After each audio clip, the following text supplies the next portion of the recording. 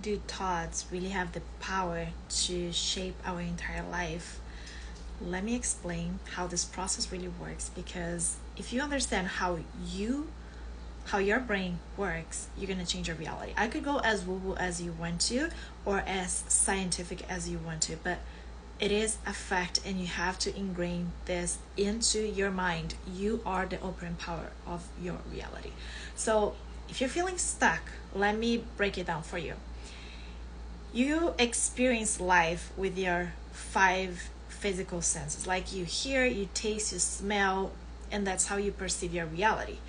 And when you have that information coming in, you have sensations, right, that turn into electrical signals.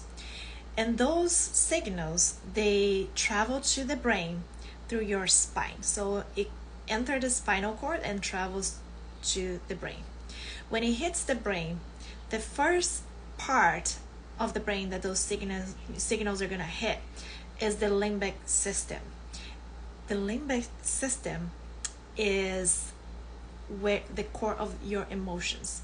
So whenever you experience anything in your physical reality, right, on your life, you see something on the TV, someone tells you something, something happens, you hear, you see, you eat something, that's gonna trigger that electrical signal that's gonna come up to your spine, and it's gonna hit the limbic brain. The limbic brain is the emotion, so that's gonna automatically boost, like trigger an emotion. That's why we can't control the emotions. So the emotion is the first respond to the stimuli, which is whatever you're perceiving in your reality. And after that, the frontal lobe, we are able with our thoughts to access that situation and override the information that the limbic brain send it to the hypothalamus, because the hypothalamus is what controls our automatic nervous system, which is what can put us on a parasympathetic nervous system, which is the rest and digest, right? Or it can activate the sympathetic nervous system, which is the fight or flight or freeze. So with our thoughts, we are able to also communicate and override the information that's being sent to the hypothalamus. I'm just like breaking it down and trying to make it in a very easy language for you to understand, right? So the emotions, you were triggered, something you saw or something you heard triggered you, and that information was sent to the hypothalamus, which activated your fight or flight. You get stressed out, you get anxious, you get nervous about the situation because your boyfriend told you something, he was mean to you, your boss told you something, and that made you get pissed off. That activated your fight or flight. And if you're not aware of your thoughts, if you don't understand how your brain works, then you're just on the autopilot, right? Because your emotions, they stem from it's like a form of protection, right? So you can react fast enough for survival. When you start to observe your emotional responses and you start to give a new meaning to what you're experiencing, then you won the lottery, because you have control of your life. You start to create new neural pathways, new neural connections on your brain. And next time that your boss is really mean to you, your boyfriend says something you didn't like, instead of you having that emotional burst of anger, of anxiety, that's gonna start to lessen and lessen and lessen, because now you have a new neural pathway that's being formed, new neural connections, and your emotional response is not going to be so intense. So we don't want to really control the emotion. We want to let the emotion, emotion, feeling stress, feeling angry is not a bad thing. It's a good thing. It's a survival mechanism that tells us that situation is triggering somehow is dangerous, or something needs to be changed, or that's not accurate. So a bad emotion is not good. So it's not bad. We don't want to stop it. And actually, the label bad emotion shouldn't even be there, because it's not really a bad emotion. It's bad if we keep that in our system, and of course, then what machine can operate in such amount of stress forever? It cannot. That's when diseases happen, and all of the other crap. So when you have awareness and you understand how your brain operates, then you simply stop thinking that you are the crazy one, for trying so hard, and you're so depressed, you're feeling so anxious, and you don't understand why. That's because all the programming that you have, and you just have to change that. You have to go into your operating system and change that. But to do that, you have to understand how you work, how your brain works. That's like a powerful ammunition to go to that war with your limiting beliefs, with all the crap that was implanted in your brain. And everything, in the end of it all, everything is about the meaning that you are giving to the experience. Because a person can go through the same, two different people can go through the same experience, and one get triggered, the other one doesn't. Like, let me give you an example. When I went bankruptcy, that really triggered me, because for me that was the ultimate failure, that was the ultimate loss. But for someone else, a friend of mine who has already gone through bankruptcy and was really successful, he was like, that doesn't mean anything, because that was just a phase, that was like a lesson learned, I didn't have an outlet, da da da da. So his perspective was different, and he didn't suffer like a dime like I was suffering. For me, it was like I wanted to die when that happened. So the same situation can trigger people in different ways, because the meaning you give to it. For me, I was a failure. I was done. Like, I ripped my business degree in half. Like, why did I even go to school for it? And like all those stories that we keep telling ourselves, and that gives a meaning to the experience.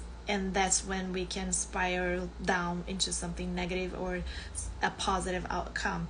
That's not that positive thinking all the time, but really, in the end of all the suffering, the root of all the suffering is the meaning that we are giving to the experience. Same thing like when my first husband passed away.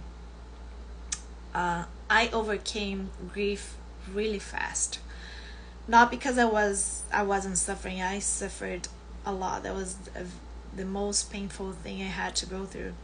But some other people, they lost their moms, their significant other, and 20 years later, they're still on the same stage of grief. How could I overcome grief so fast, and my other friend who lost her boyfriend didn't? It's not because I loved less or things like that. It's because of the belief, the meaning I gave to the experience of death, with which in my belief, life doesn't end here. When your faith is really tested when you really go through some shit in life. Your faith is not tested when everything is rainbows and butterflies. It's when you're in the middle of the shit and you don't know how you're gonna clean all that shit up. That's when your faith show up. And for me, I don't believe life ends here, and I had some very mystical experiences, and I know for a fact that his soul is still alive and I can communicate with him. So that ended the suffering for me, because I know that for him to rest in peace, for him to continue his journey on the spiritual side, I have to be doing okay. Because if he loves me, if that person who passed away loves me, then me sending out suffering, it's gonna kind of like hold them from being free, and like, okay, we connected in this lifetime, but now you are free to continue evolving, free to continue on this spiritual journey. So that's my belief, that's my knowing, and that's why I moved from grief really fast. So that's the meaning to the experience that really causes all the suffering, even for when we experience death. And The reason why I'm saying this is because we know for a fact the feeling state is what going to create your entire reality. So you experience your reality with your five senses. There's an airplane going by. Taste, hear, smell, touch, and with that, if you send electrical signals to your brain, and then emotions are gonna arise, and then with your thoughts you're able to lessen that emotional response, and you're able to not get into the feeling state, because the feeling state is the meaning that you give to the emotion, and then you can accentuate that feeling and stay on the feeling, like the anxiousness, that depression, for a really long time. And the feeling is what materializes everything. That's why in the Bible, when you read the Bible, guard your heart, because everything flows from it.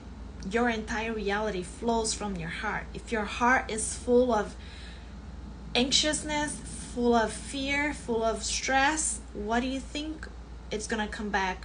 More of the same. It's written. Like, you can read that. I don't care if you're religious or not, like if you believe in Jesus or not, but the Bible is like a very smart book that if you read it, you're gonna have so many powerful messages.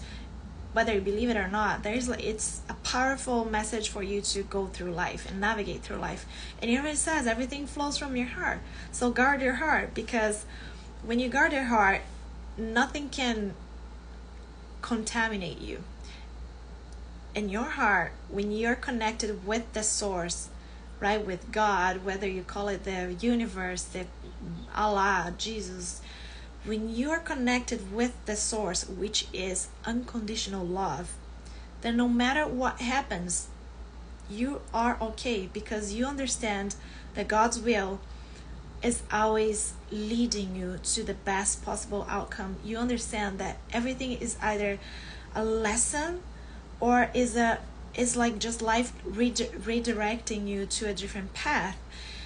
And once you have that knowing state, once you know that you came from God, you came, from the source, and you can have access to that source from your heart, your entire reality changes. Your life becomes less of a burden and more of an experience. Like, people say, oh, time is money. No, time is not money. Time is your fucking life. That's what time is. And we are spending our life just trading time for money. Just rephrase that for a second. Time is not money. Time is your life. And once you look at that, wake up. It's already half of the halfway of 2024. What has changed from last year? What has changed? So next time you have your physical experience, and that's going to trigger an emotion, start to observe your thoughts. And if it's a negative thought, stop. Say out loud, cancel this shit. And you're going to start to rewire your brain right there. That's the key I have for you guys.